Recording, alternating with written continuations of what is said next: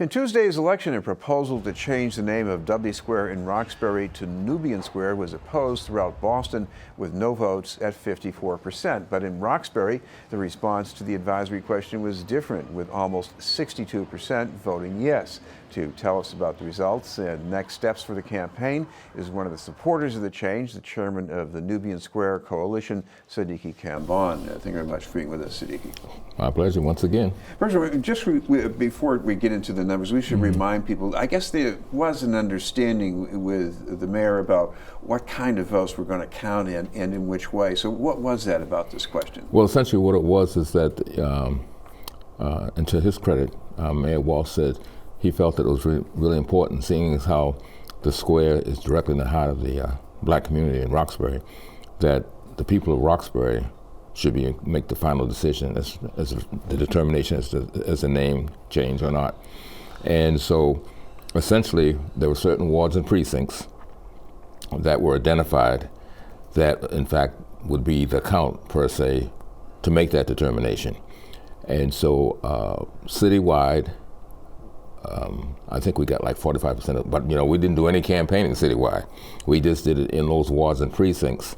And ultimately, once the count was done, we in fact got 2/3 of the vote. I think it was like 1,984 to 970 something. Anyhow, we won by over 1,000 votes, and so we're really elated because of the fact that clearly the community was in line with us as it pertains to saying, we want this name of the Dudley family taken down based on the fact that they were involved around advocacy for the slave trade. So the way it stands right now is that we have an agreement with the mayor that we'd made before, wherein if in fact we prevailed, which we did, that we would then, after the election, we're waiting to hear from his office now to sit down at a meeting and talk about what the path would take to ultimately do a presentation to the Public Improvement Commission for the final decision, which we expect will be in our favor. Now, the way the news broke about this, it was a little awkward because for most of the day after the election, a lot of us didn't have precinct figures, so we weren't sure what to say, and I put off really mentioning this for a while. But around the rest of the city, there was media reporting, just basically the citywide vote. How did you feel about that? Well, it was, we were disappointed because of the fact that apparently the media at large didn't have the correct information, at least from the perspective of the agreement that we had with the mayor. So when the numbers came out for the citywide piece, they automatically went and announced that it had lost, not understanding the fact that we'd reached an agreement with the mayor as it pertains to certain wards and precincts would in fact be the final decision maker as to whether or not we'd move forward in terms of the name change. So it was, it would have been done if they had done their research and their homework before they jumped out there and announced that.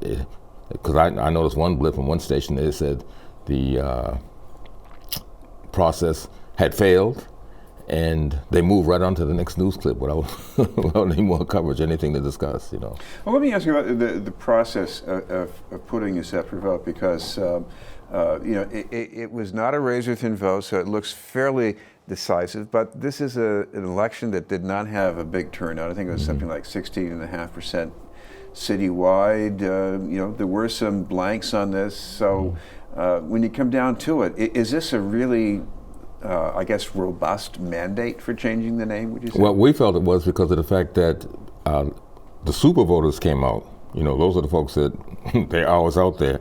And so we felt that with the number of folks who came out and the margin we won, we felt clearly that there was a mandate here, even to the extent that we felt that in our conversation with the mayor's office, that they were highly impressed, not only with the fact that we won based on the wards and precincts that have been designated, but for us to get 45% of the population to vote yes, and we hadn't even campaigned citywide. So we feel like we have a mandate, and that we are pleased about moving forward. And what's really important and exciting to myself is that there was a lot of enthusiasm from young people as it pertains to the results of the election piece. They're just really excited, really excited. What were they doing in the campaign?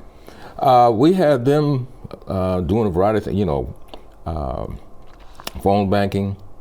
We had a canvassing team with a mixture of adults and young people. So, our whole thing was that we wanted them to be deeply involved in what we were doing, because I keep telling them, because they're saying, oh, wow, we're going to change the name of the square. And they said, well, what about such and such street and square? And I said, well, that's why we want you involved, because we expect that you as young people are going to carry the ball in terms of the next move. But what's really important, Chris, is that along with that is that with the name Nubian Square, there's the sentiment that's been expressed by folks around. They said they felt a certain sense of pride, cultural pride, and we're hoping that that type of energy will get folks to say, you know what, we got to do what it takes for us to do what we have to do for ourselves to improve our daily condition out here. So. Well, I've also picked up a sort of a middle ground here as far as opinions, and that is that changing the name from Dudley Square is fine. Cultural pride, black community pride is great, but why that name? Why not name it after some person who has achieved something and exemplifies that, and who was from Roxbury? Well, what happened was that we started this campaign over 5 years ago, and we had a community meeting, and I had a name in mind, Mita Wawakola. She was international. I grew up with her grandkids, and she was an international renowned sculptress, but she really didn't get a lot of recognition here in this country because of racism. And so I presented that name, and folks said, oh, that's a good suggestion, but then folks came up with other names as suggestions, so we couldn't reach consensus. So I went and did some research about the Nubian Empire and brought that back to the next meeting. I said, well, we're Nubian people. And I said, the bottom line, I said, whether you're from Haiti or Harvard Street in Dorchester, the bottom line is that we should be able to agree on this, and that's how we reached consensus on that name. Finally, I know the mayor has issued a statement saying that he wants to sit down with people from your campaign, review the results. Beyond that, what would you like to see happen next? Well, we'd like to see what's on the table as it pertains to next steps, because the ultimate goal, based on our discussion with the mayor, is to bring this issue to the Public Improvement Commission for they're the final decision makers. And so that's the process that we're going to be talking about to move in that direction, bring it to them with the expectation that they're going to rule in our favor and that we will have Nubian Square. Thank you very much for being with us. Appreciate it. Sadiki Kambon. We'll have more news in just a moment.